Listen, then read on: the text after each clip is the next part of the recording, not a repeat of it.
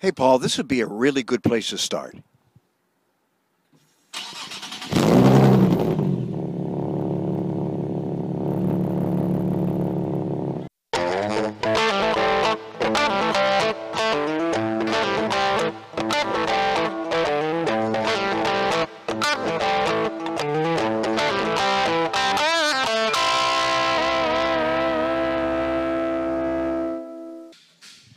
Hi, everybody. Welcome to TalkHotRods.com. My name is Hirsch. Welcome to Hahn & Vorbach's Collector Car Restoration Facility here in Harmony, PA. And we're here to start a series of collector car quick tips. We're going to try and cover everything from actually finding a car to finishing that car and displaying it someday with pride at a national event. We're going to try and fill it all in with as much as we can with collector car quick tips. They're brought to you by Rivstar Automotive Detailing Products. And we're going to start with Bill and Paul next. This episode of Hahn & Vorbach's Collector Car Quick Tips is presented by Rivstar Car Care Products. Treat your car to Rivstar. We are back, and here's the very first of our Hahn & Vorbach Collector Car Quick Tips, a series that we're starting right now. And the first one is getting into the lifestyle. What does that mean? Why do that? Well, thank you, Hirsch. And as Hirsch said, this is all about getting into the lifestyle of being a car enthusiast or a car collector.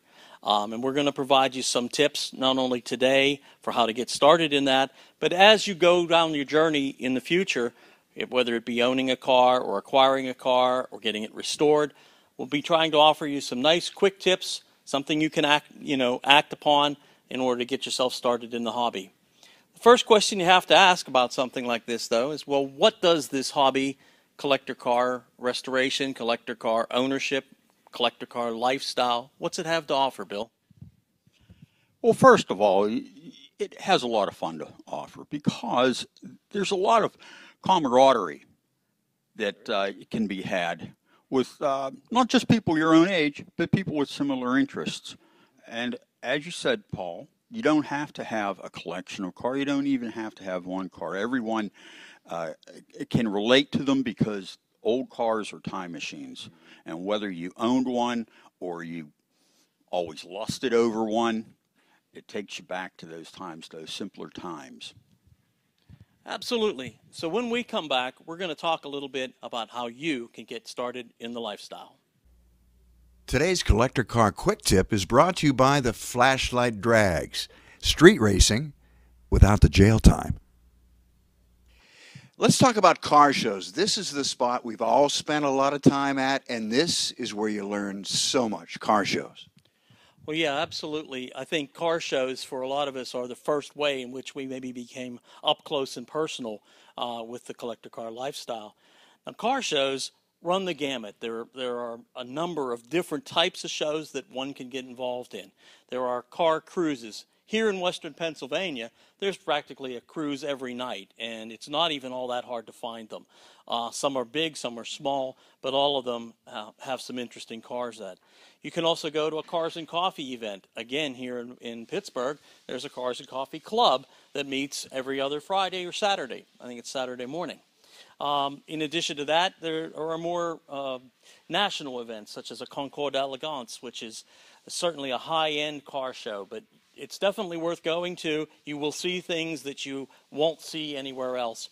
And, of course, in the wintertime, you don't have to stop getting your Jones for your car show bug, because there's indoor shows like the World of Wheels or the Autorama or all sorts of things like that. But it's important when you do go to these shows to follow a little bit of etiquette. Bill, why don't you talk a little bit about that? Sure. Well, first and most important, and I'm sure if you've ever been to a car show or even a car cruise, you're likely to have seen a sign, maybe small, maybe large, but it says basically, please don't touch. And the owners are not being rude. It's because they have hundreds, very possibly, if it's a full ground up, thousands of hours, tens of thousands of dollars, even hundreds of thousands of dollars invested in their cars. And a slight touch can put a scratch in that can take 10 minutes to get out.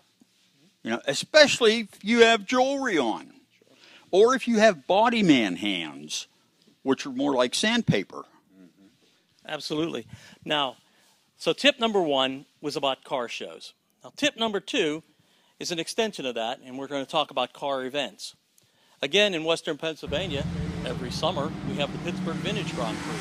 It's free to the public, with the exception of paying a little bit of parking.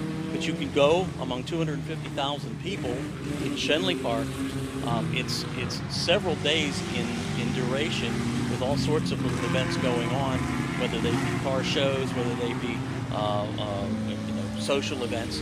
And then, of course, the car show in Schenley on Sunday, along with the races themselves. So you can go to something like that. You know, there's also every February the International Auto Show held at the local convention center, and that's a place where the new cars come out of the woodwork, and the dealerships all show off what they've got to offer. And finally, beyond that, there are swap meets. The ads for swap meets are all over the place, but a swap meet's also a good place where you can go perhaps to see, you know, what's available in the way of parts for a car you may be interested in, and things like that.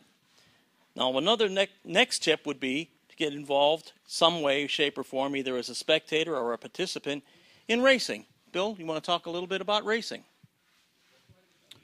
Sure, Paul. As a spectator, you can go to plenty of races. There's drag races locally. There's, as Paul said, the Vintage Grand Prix race in July, but there's also plenty of tracks in the Pittsburgh and Pennsylvania area. There's Lernerville. There's dirt tracks. There's paved tracks. Jennerstown is paved. You can go there as a spectator. It doesn't cost much to get in. And you can also get involved as a volunteer at the Pittsburgh Vintage Grand Prix. Yeah, absolutely. And in addition to that, you have we have a local road course here, the Pit Race, which Pittsburgh International Race Complex, and you can even be a volunteer at a lot of these tracks, either as just as a track helper. In the case of a place like a road course, you can become a corner worker. A lot of it's volunteer stuff, but it gets you up close and personal with the cars, and you get to participate and be part of it. So definitely, that's another step that person can take, even if you don't have a car. Next would be magazines and, say, the internet. Certainly, the internet is thriving, and there's plenty of enthusiastic places for you to go. But the one thing we didn't really touch on was car clubs. And I think car clubs are a unique and very special way in which you can get involved in a particular type of car that you are interested in. You might, whether it be a Camaro, a Corvette, or Jaguars or Mercedes. Some of them are specific to a given model. Some of them are just a specific brand. But car clubs are big. Would you agree?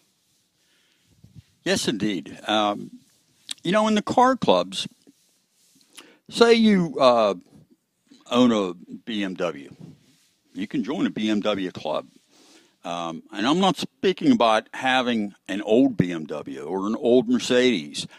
You can join a BMW club where people have everything from old to new. You can join a Mercedes club where people have everything from old to new. And when they get together, they show their cars and talk about their cars. And as I said, it doesn't have to be some rare piece that's 50 years old.